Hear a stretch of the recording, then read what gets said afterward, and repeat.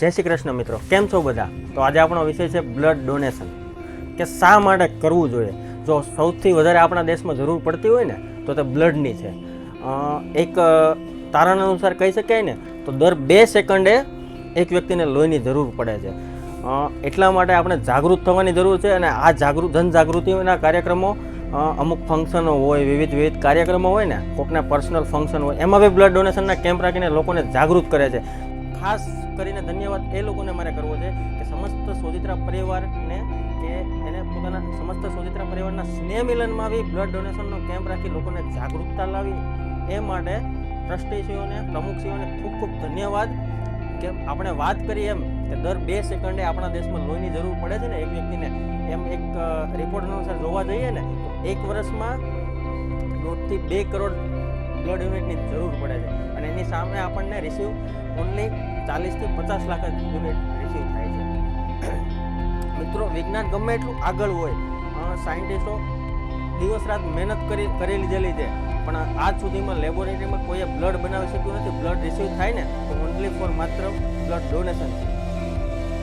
તો મારી હાથ જોડીને વિનંતી છે કે બ્લડ ડોનેશન કરીને કોઈની લાઈફ બચતી હોય ને તો પહેલાં એ કરે.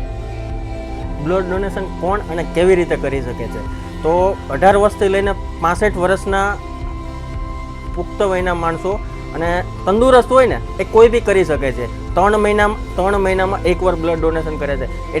એટલે કે એક વર્ષમાં 4 વખત કરી શકે છે. જે તમે બ્લડ ડોનેટ કર્યું છે ને એ 2 થી 3 દિવસમાં પાછું નવું બ્લડ બની જાય ને, નવા રક્તકણો સાથે બની જાય છે. એટલા માટે આપણને જે હૃદય હુમલાના રોગ હોય ને એનાથી ભાઈ આપણે બચી શકીએ છીએ.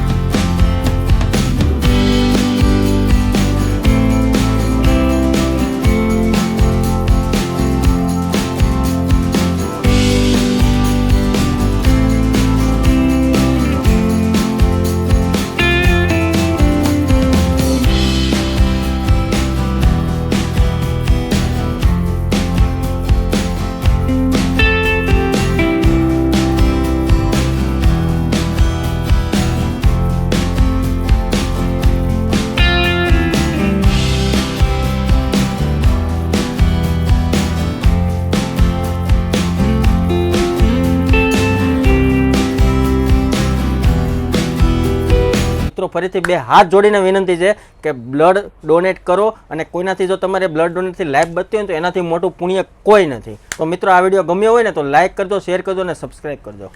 જય શ્રી કૃષ્ણ.